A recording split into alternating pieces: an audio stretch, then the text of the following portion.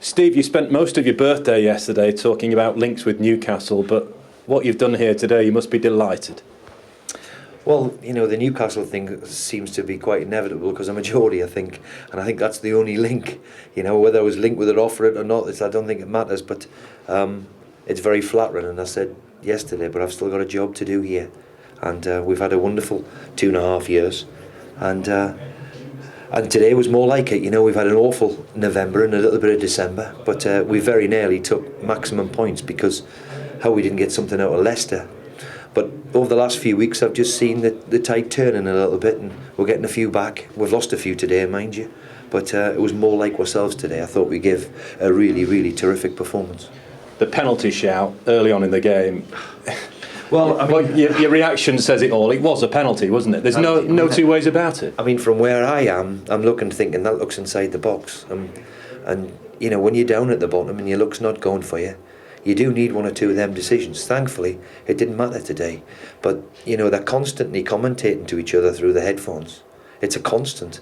So you'd think that, you know, that maybe one of them can get it right. And I have to say that it's very difficult for the referee, but from where he was positioned. But the linesman, in my opinion, should be able to make that call. And thankfully today it didn't matter. You showed great character. Your players did not to get affected too much by that setback. Yeah, I mean, we've give a really terrific performance, and some of them have run themselves into a standstill. Hence, we've picked up 3 or 4 awful-looking injuries, I have to say, and that's been a problem to us all season, really. We've got too many of our big players not missing, and just when we get a few back, we're going to miss a few. And the ridiculous schedule of playing over Christmas, even though it's been rewarding to us, could take its toll because, as I said, we've lost 3 or 4 players today, which they don't look very good at this stage. Hernandez being one, presumably, because he seemed to pull it late on. Ramirez was terrific, who disappeared at half-time. Yeah.